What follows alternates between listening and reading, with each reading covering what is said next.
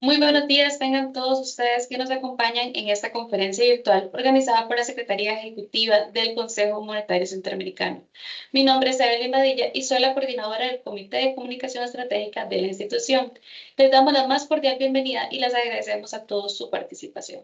A continuación, daremos paso a la presentación Panorama Macroeconómico de la región de Centroamérica y República Dominicana, a cargo del señor Odalis Francisco Marte Levante, quien actualmente ostenta el cargo de secretario ejecutivo del Consejo Monetario Centroamericano. Además, fungió como subsecretario en la gestión previa y fue el primer economista visitante de la República Dominicana en esta institución.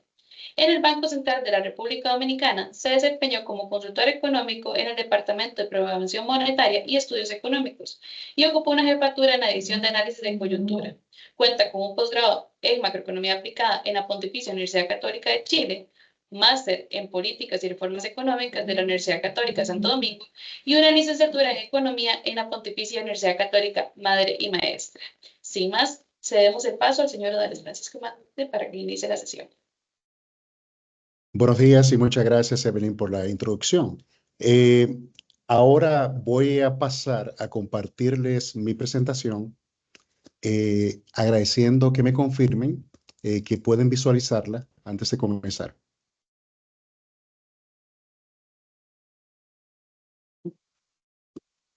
Sí, estamos viendo. De acuerdo. Muy bien, muchas gracias.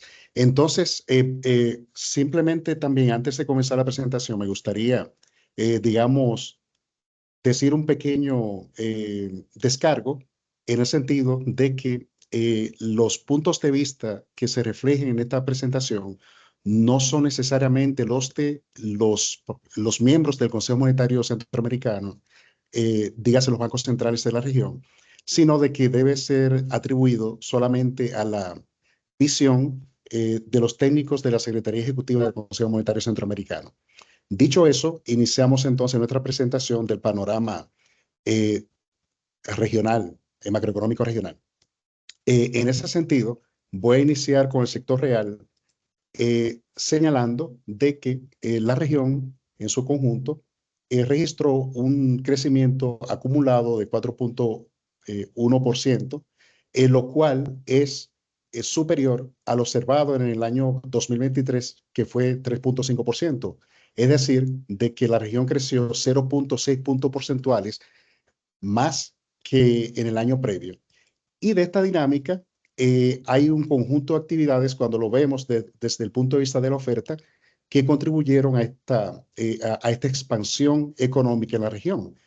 Cabe destacar, por ejemplo, las actividades financieras y de seguros que impulsaron en buena medida el crecimiento, principalmente en Honduras, pero también El Salvador, eh, Guatemala y República Dominicana. En el caso de Honduras, este fue un crecimiento superior a 11% y en el caso de El Salvador, Guatemala y República Dominicana Disculpe, don superior a Odalis. 8%. Sí, Disculpe, parece que los invitados no están viendo, solamente los moderadores estamos viendo la presentación. ¿Podría volver a tratar de compartirlo, por favor? sí, claro, cómo no. Y bueno, y disculpen la falla técnica eh, que a veces sucede cuando estamos presentando. Ok, voy a volver a tratar vamos a ver, vamos a ver si de esta manera es posible. ¿Sabe? Em, ¿Pueden verla ahora? No. Vamos a Al tratar de parecer otra hay manera. personas que sí pueden verla y otras que no.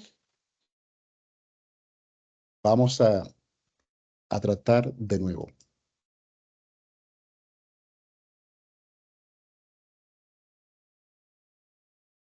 Por favor, ¿me pueden confirmar ahora si la pueden ver?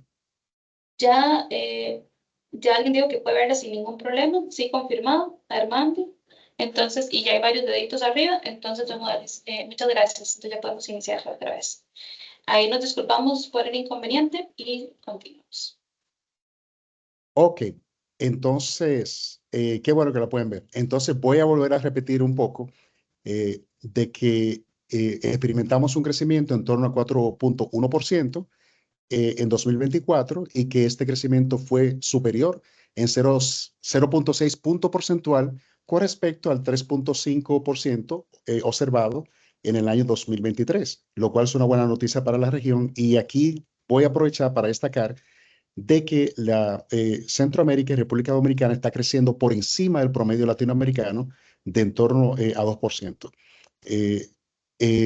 En ese sentido, se puede decir que en el contexto latinoamericano somos, digamos, la subregión dentro de América Latina que está creciendo más, aunque sí tenemos el reto de crecer en torno a lo que crecen las economías emergentes, que es en torno al 4,4%, pero no estamos muy lejos de ahí, lo cual es algo que, por un lado, dado el contexto macroeconómico internacional en que vivimos, es un resultado bastante satisfactorio y que muestra también de que se han implementado buenas políticas en la región. En ese sentido, mirando desde el punto de vista de la oferta, eh, varias actividades contribuyeron a este resultado de expansión de la economía. Entonces, en primer lugar, las actividades vinculadas a las finanzas, las actividades financieras y de seguros, impulsaron en buena medida el crecimiento económico, principalmente en Honduras, que cabe destacar que estas actividades crecieron por encima del 11%, pero también en El Salvador, Guatemala y República Dominicana, donde las actividades financieras y de seguros crecen por encima de 8%. Cabe destacar que en Costa Rica y en Nicaragua estas actividades crecen casi en 6%. También el turismo contribuyó en buena medida, sobre todo para Nicaragua y República Dominicana, con crecimiento de 10,4 y 9,6% respectivamente. Y también es una actividad que ha sido de una alta contribución para el crecimiento de Guatemala, Costa Rica y Honduras, cuyo crecimiento está en torno a entre 5,1 y 4,2%. El comercio es otra actividad con una expansión bastante interesante, sobre todo en Nicaragua, República Dominicana, eh, con crecimiento superior al 5% y más de 4% en Guatemala, Costa Rica, eh, y casi en torno a 3% entre Honduras y El Salvador. Es importante también ver el aporte de los sectores transporte y construcción, lo cual también han sido sectores que han tenido una contribución muy notable, sobre todo en Costa Rica y Nicaragua. Eh, en ese sentido, se puede decir de que la expansión de estas economías ha sido bastante positiva durante 2024 y proyecta que este año no va a ser muy distinto, y eso lo vamos a ver más adelante, los pronósticos que tenemos.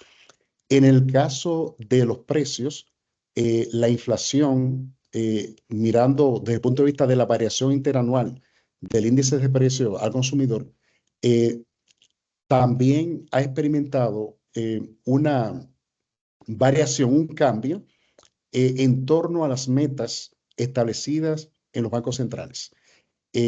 Durante el año pasado ya la inflación se había estabilizado y si miramos en lo que vaya transcurrido al segundo mes de este año, se ha mantenido estable en torno a 2,5%, lo cual es, digamos, un nivel inflacionario que está por debajo del promedio de América Latina, y por esa razón es que precisamente, a diferencia de muchos países de América Latina, en la región no solamente se ha visto que se ha reducido tasa de interés, sino también de que un conjunto de medidas que se había establecido de carácter restrictivo han ido suavizándose debido a que precisamente las presiones inflacionarias han ido cediendo.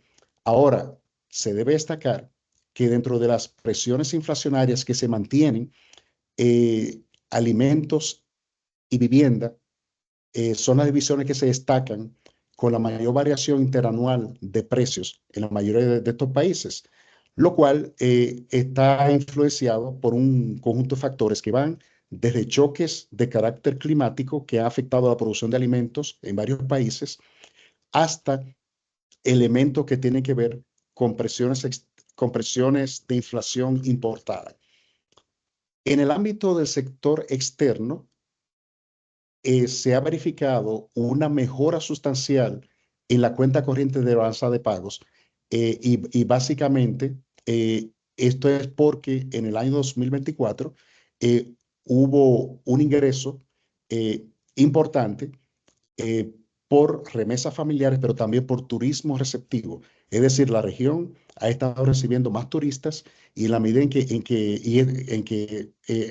la región es más visitada, pues esto tiene como contrapartida un mayor ingreso que se refleja de divisas, que se refleja en el comportamiento de la balanza de pagos. Cabe destacar de que aunque la cuenta corriente se mantiene, digamos, deficitaria para la mayor parte de los países, en términos generales, la inversión y otros flujos de recursos eh, equilibran estas cuentas de balanza de pagos.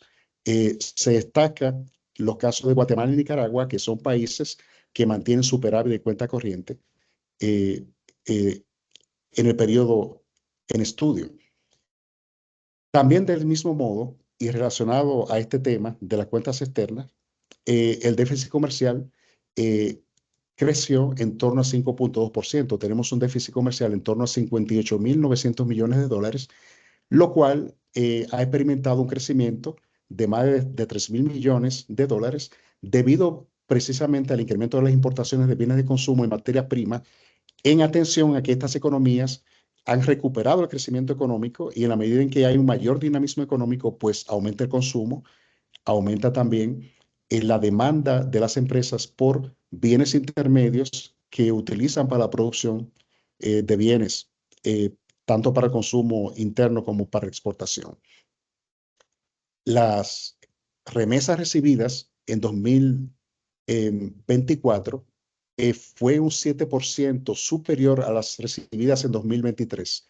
La región recibió más de 56.700 millones de dólares eh, durante el año 2024, eh, lo cual es un aumento sustancial.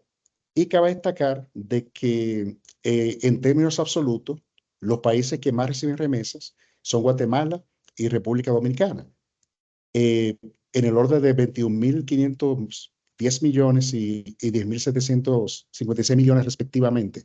No obstante, cuando lo vemos en términos del peso de esas transferencias hacia nuestras economías, vemos de que los países que reciben más remesas en términos de su Producto Interno Bruto eh, son Honduras, El Salvador y Nicaragua, que reciben remesas por más de 20% de valor de su producción. Cabe destacar de que las remesas son un elemento muy importante, no solamente para sustentar el consumo en cada uno de nuestros países, sino también es un medio de introducción de dinamismo en nuestras economías.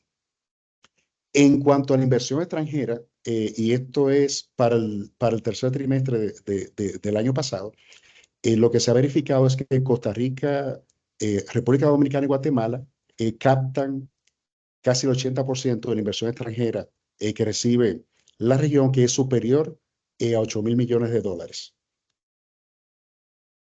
En la parte fiscal hay un elemento muy importante a destacar y es el hecho de que en un contexto de creciente incertidumbre como la que hemos estado verificando, la política fiscal en la región se mantuvo muy prudente. Y es decir, de que ha habido una racionalización del gasto, de manera de que ha permitido una reducción del saldo de deuda pública respecto al PIB en la mayoría de los países por segundo año consecutivo.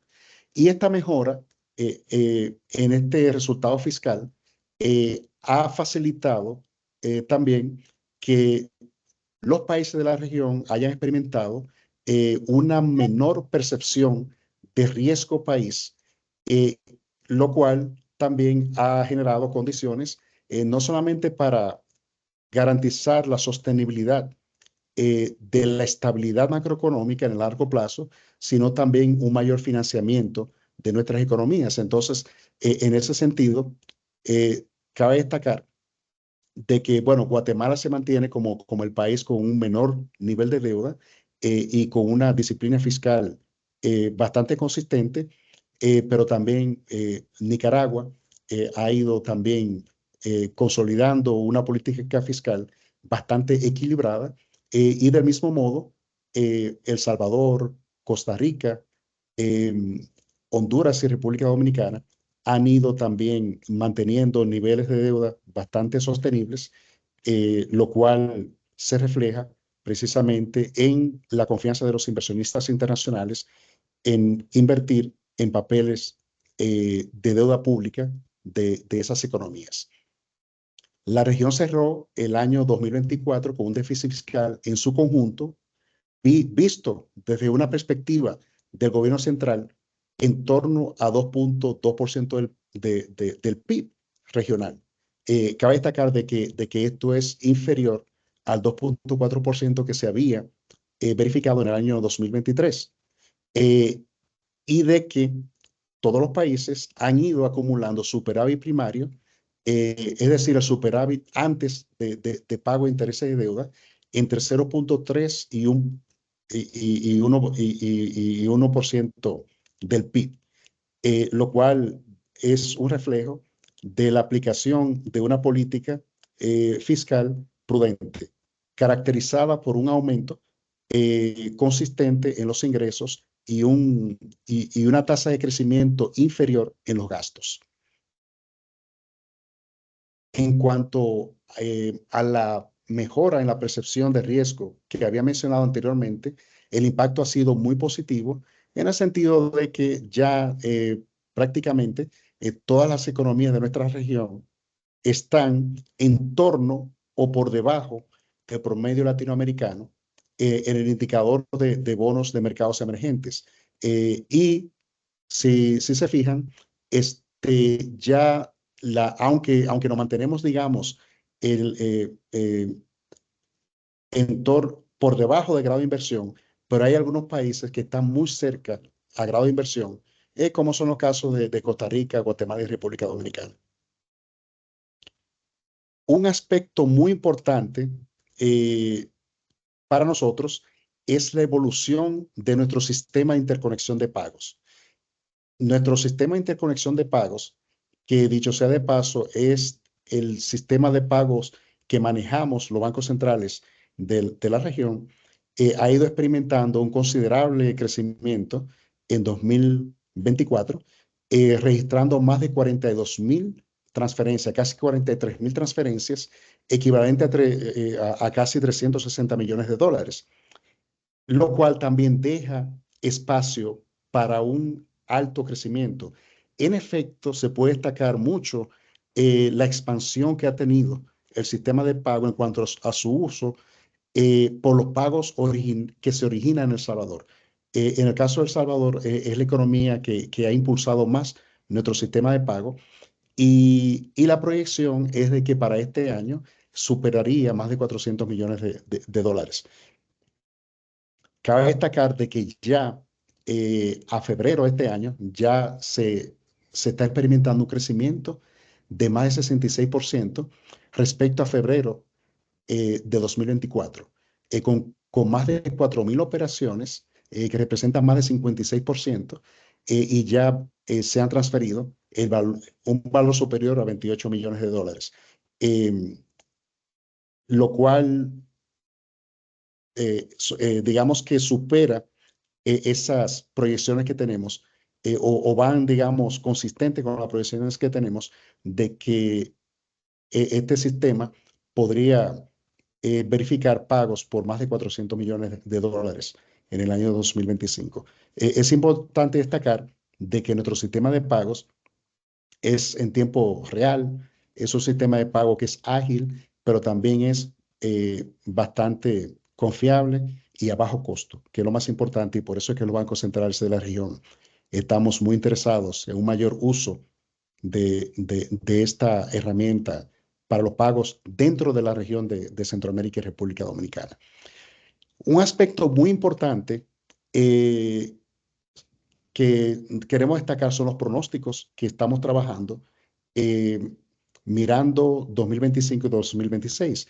Ustedes saben de que estamos en un momento en el cual se verifica un entorno internacional bastante retador, sobre todo porque involucra a nuestro principal socio comercial.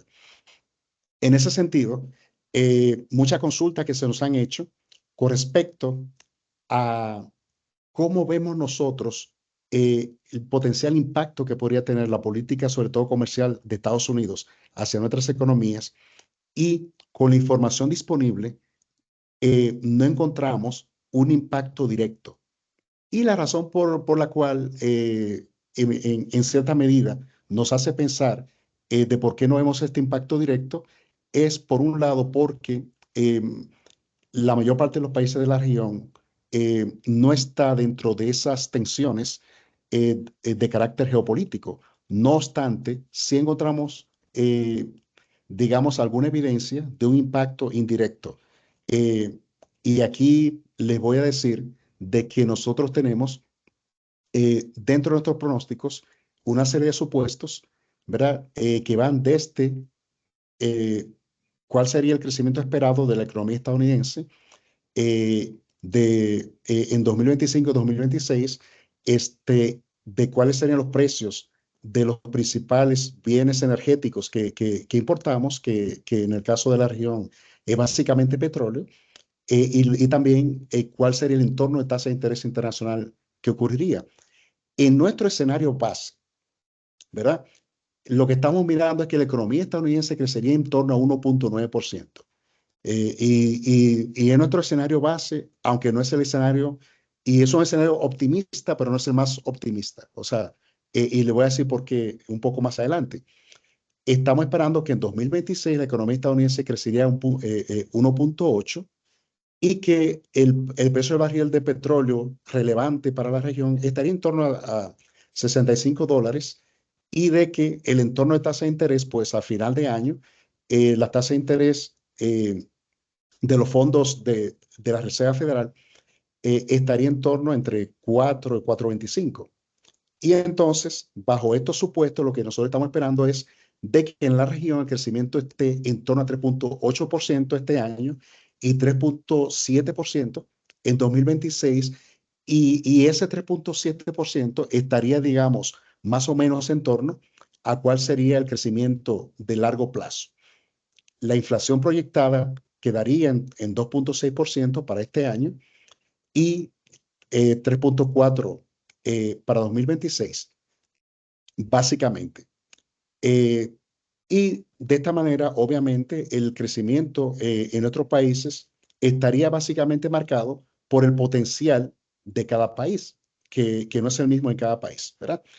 Por eso es que vemos de que hay economías que crecen en torno a 4, otras que crecen un poco más, y así sucesivamente, y básicamente porque tenemos distintos, eh, digamos, niveles de potencial. Ahora bien, nosotros vemos que una amenaza importante o un reto importante para nuestras economías indirecto sería si la política comercial que se aplique en Estados Unidos, o digamos el conjunto de políticas, porque digamos que las medidas de política comercial, todo este aumento de aranceles es la parte que hace más ruido, por ahí también otras medidas de corte fiscal orientadas a reducir gastos en esa economía. Entonces, en ese sentido, si en su conjunto estas medidas afectaran el crecimiento económico en 2025 y 2026, indirectamente entonces nos afectaría. O sea, de que identificamos como un reto para nuestras economías el hecho de que las medidas de política que se están implementando en Estados Unidos afecten el crecimiento de la economía estadounidense y por distintos canales, por el comercio, por las transferencias, por la relación comercial y también del flujo de recursos que provienen de Estados Unidos hacia estas economías, indirectamente podría afectar el desempeño económico, más no llevarlas, digamos, a una situación de recesión. Entonces, en ese sentido, nosotros hemos construido tres escenarios. Uno, si la economía estadounidense creciera tan solo un 1% este año, es decir, de 1.9 solamente creciera un 1%. Un segundo escenario, si no creciera y creciera tan solo y creciera cero, en torno al 0%. Y un segundo escenario, ya muy pesimista, por cierto, de que si la economía entrara en recesión y se contrajera un 2%. En ese sentido, si la economía estadounidense creciera en vez de 1.9, creciera tan solo un 1%, entonces las economías de Centroamérica y República Dominicana crecerían en torno a 3.2% en vez de 3.6% en el año 2025. No obstante, se recuperarían incluso notablemente en el año 2026, creciendo en torno a 3.9 y con una tendencia a largo plazo que se mantendría en torno a 3.7. Si la economía estadounidense no creciera y tuviera cero crecimiento, entonces la región crecería, las economías de la región en torno a 2.7%, con una recuperación igual en 2026 en torno a 3.3 y se mantiene la tendencia a largo plazo de crecer en torno a 3.7. Y por último, en el tercer escenario, que es bastante pesimista, por cierto, si la economía estadounidense se contrajera en 2%, es decir, creciera aún menos 2%, entonces ya ahí sí que habría un efecto importante en las perspectivas de crecimiento de la región, que estaría creciendo nuestras economías en torno a 1%. No obstante, se recuperaría este crecimiento en 2026 en torno a 2.9 y luego eh, para el largo plazo estaría en torno a lo que habíamos previsto, que sería el desempeño, digamos, de largo plazo según el potencial de crecimiento de estas economías. Entonces, hay factores en torno a esta expansión, factores al alza, factores también que puede ser a la baja. Eh, Hay capitales que se podría recolocar en la región y esta recolocación de capitales podría significar un aumento en la inversión extranjera directa en la mayoría de los países de la región. Y del mismo modo, también puede de que estos escenarios que nos estamos planteando eh, no necesariamente se cumplen, porque también puede de que la economía estadounidense tenga un desempeño mejor al esperado. Y del mismo modo también de que el resto del mundo tenga un buen desempeño y por lo tanto también esto eh, signifique de que otros socios comerciales de la región que son relevantes en su comercio internacional crezcan más y compensen cualquier tipo de ralentización que se produjera en el principal socio comercial. Es importante en este punto destacar de que si bien es cierto de que hay un conjunto de medidas que parecen controversiales desde el punto de vista comercial, también hay algunos esfuerzos de mayor desregulación en la economía estadounidense.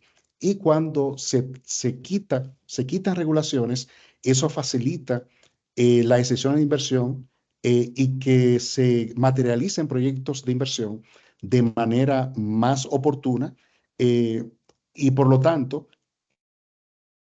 es posible de que el efecto positivo de una desregulación en la economía estadounidense eh, compense o más que compense, digamos, la incertidumbre que ha estado generando la política comercial en la parte externa y también las decisiones de reducción de gasto en la parte interna. O sea, de que aquí digamos que todavía, eh, y en este punto en que estamos entrando al segundo trimestre del año, todavía digamos que hay tiempo que recorrer y todo va a depender de la reacción que tenga el sector privado, en el caso de Estados Unidos, hacia estas medidas. También hay otros riesgos a la baja, ¿verdad? La política comercial estadounidense, eh, que pudiera, digamos, con el alza de los aranceles en Estados Unidos, pudiera reducir el comercio internacional y esto podría indirectamente generar algunos efectos negativos en áreas productivas específicas en la región, pero también en la inflación importada. Es decir, si esta política comercial de Estados Unidos impulsara al alza ciertos precios internacionales, pues eso tendría algún efecto.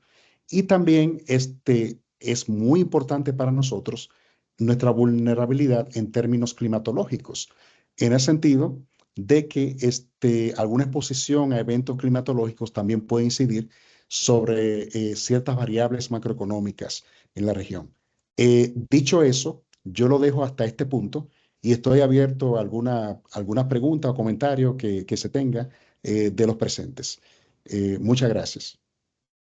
Muchas gracias, más bien, don Odalis. Entonces empezamos con las consultas.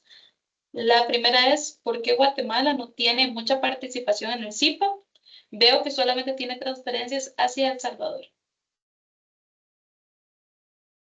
Bueno, es una pregunta interesante.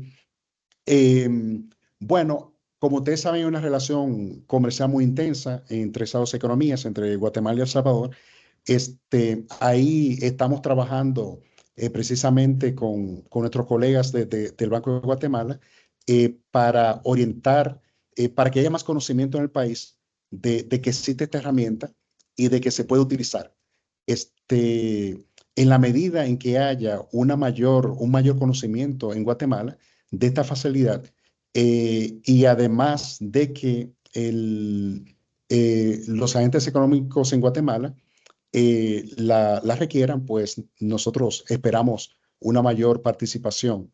eh, Porque hasta ahora, y esto es importante señalar, de que nuestro sistema de pago está siendo utilizado más por empresas que por hogares. Entonces, excepto en El Salvador. Entonces, en ese sentido, nosotros necesitamos precisamente una mayor información eh, con la ayuda de los bancos centrales en cada una de las jurisdicciones en la región y en la medida en que hay un mayor conocimiento y una mayor apertura al sistema financiero a utilizar esta herramienta, pues seguro que va a haber un mayor crecimiento. Por eso nosotros estamos proyectando que este año superaremos los 400 millones de dólares eh, y, y también experimentaríamos un crecimiento sustancial precisamente de las, de las operaciones de nuestro sistema de interconexión de pagos en la región.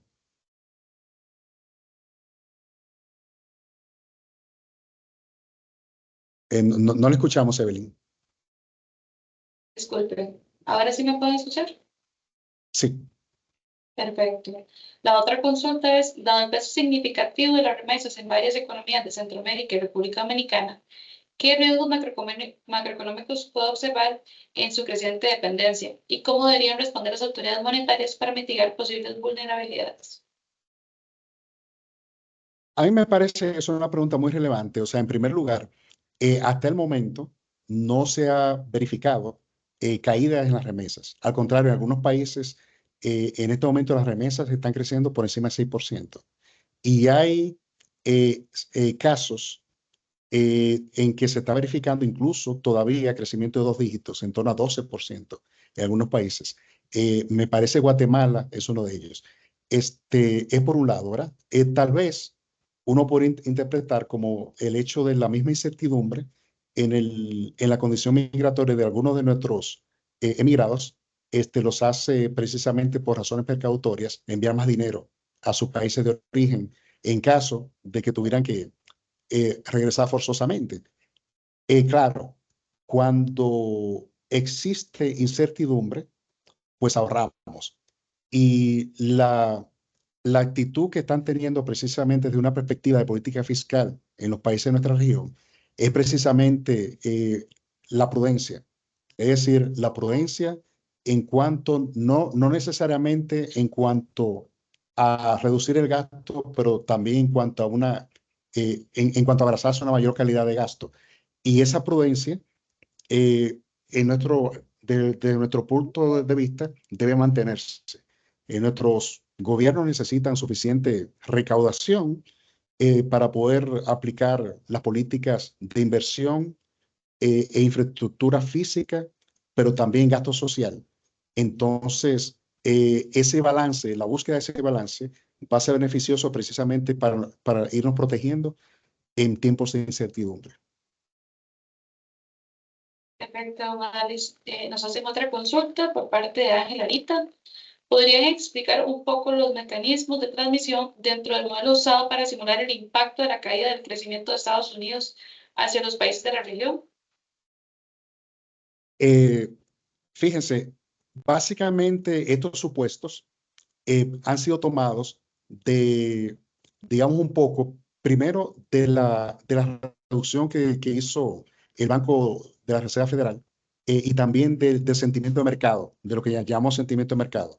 Eh, Recientemente el Banco Central de Estados Unidos, el Banco de la Reserva Federal, redujo en 0.3 puntos porcentual en la perspectiva de crecimiento para Estados Unidos, ¿verdad? Ese primer caso. Entonces, pero viendo el hecho de que hay ciertos indicadores de sentimiento de mercado que vienen de encuestas, este, los indicadores de confianza del consumidor, pero también los indicadores de volatilidad en los mercados de capitales han ido cayendo y también algunas encuestas que preguntan a las empresas sobre sus planes también de inversión también han ido tornándose un poco más hacia el sur, vamos a decir. Y entonces en ese sentido, de ahí es que hemos ido sacando, que sacamos esos escenarios. Claro, son pronósticos, son escenarios, y a lo largo del periodo en que uno hace el pronóstico, pueden ocurrir cosas buenas, es decir, puede ser de que el desempeño de la economía estadounidense en la primera mitad del año sea mejor al esperado y por lo tanto los pronósticos se pueden ajustar hacia el alza. ¿Verdad? Si los factores que impulsarían hacia el alza las perspectivas de crecimiento de la economía estadounidense son buenos, son positivos, pues definitivamente el ajuste sería al alza, que es lo que nosotros quisiéramos, precisamente, de que la economía estadounidense experimentara, digamos, un ajuste más al alza, pero la realidad es de que en este momento estamos viendo mucha incertidumbre y hay fuentes que estiman de que la economía crecería en torno a lo que dice la Fed en vez de 0,9, de 1.9, en torno a 1.6, 1.7, o hay otros que esperan que simplemente el crecimiento sea cero. Y hay otros que son muy pesimistas y piensan crecimiento de que podría haber una contracción. Entonces, lo que nosotros queremos es simplemente tener una idea, un escenario en el cual mirar cuál sería el impacto en nuestras economías. Claro, tenemos un modelo para hacer esto, modelo semiestructural, cuyos detalles técnicos, digamos que tal vez este no sea el escenario para explicarlo, pero lo que estamos mirando es escenarios en el cual, dado que Estados Unidos es nuestro principal socio comercial, cómo esto podría afectar a nuestras economías. Hemos visto de que el efecto sería de que ralentizaría el crecimiento, pero no lo tumbaría del todo. O sea, nuestras economías continuarían creciendo, lo único que a un ritmo más moderado, si nuestro principal socio comercial tuviera un desempeño malo a raíz de todas estas medidas de política comercial y también de otro tipo que están aplicando. Por eso yo repito de que lo que nosotros estamos verificando es que el efecto en nuestras economías sería indirecto. Es decir, dependería del daño que se le haría a la economía de Estados Unidos por la incertidumbre que se ha generado en este momento, ¿verdad? Que nos afectaría de manera indirecta, moderando el crecimiento económico en la región. Pero obviamente, bajo un escenario de este tipo, que hay políticas de corto plazo y de largo plazo que nosotros podemos implementar para protegernos. Una de estas medidas es precisamente mantener un equilibrio fiscal adecuado, ¿verdad? Y cada uno de nuestros países está trabajando en esa dirección, unos incluso a una mayor velocidad que otros, porque tenemos países que están incluso en una situación superavitaria, es decir, de que están ahorrando. Y otros que están reduciendo de manera importante su déficit, haciendo una combinación de una mayor calidad de gasto, pero también de una mayor recaudación, de manera de que han ido generando superávit primario, lo cual eso es importante para un sostenimiento de perfil de deuda. Ahora, en el largo plazo, nosotros también podemos tratar de continuar diversificando nuestras economías, tanto en el impulso de más sectores, pero también de otros socios comerciales. Y un aspecto muy importante dentro de esa diversificación es profundizar la integración económica regional, ¿verdad? Que va en un proceso en el cual va progresando, pero nosotros podemos ponernos de acuerdo como países para incluso aumentar más esa integración y tenemos la estructura para hacerlo. Muchas gracias, don Odalis. Ahora nos comentan específicamente del escenario 3. ¿Cuáles son los factores diferenciadores que permiten que El Salvador y Honduras crecieran en 1.4? Bueno, ahí se debe tomar en cuenta de que en el caso de El Salvador y Honduras son economías cuyos efectos de una contracción de la economía estadounidense serían más moderados con respecto, por ejemplo, a lo que sucedería con Costa Rica y República Dominicana, porque por el efecto positivo que tienen las remesas en sostener el consumo en esas economías. Entonces, esas economías, en el escenario que nosotros vemos, se mantendrían con un consumo bastante suavizado, precisamente por el efecto positivo que tienen las remesas. Y en el caso, por ejemplo, de Costa Rica, que es un país que no recibe remesas prácticamente, pero que sí tiene mucho turismo, y en el caso de República Dominicana, que es un país muy turístico, entonces lo que nosotros vemos es de que si hubiera una contracción en la economía estadounidense y la confianza del consumidor cayera, pues eso podría reducir las visitas de turistas provenientes de ese país. No obstante, ese efecto podría ser compensado de alguna manera por la visita de personas de otros países. Y por lo tanto, no necesariamente esto quiere decir que habría una contracción en el sector turismo, pero tal vez una moderación. Muchas gracias, don Odalis. Y por último, ¿cree que la economía de Estados Unidos entrará en recesión?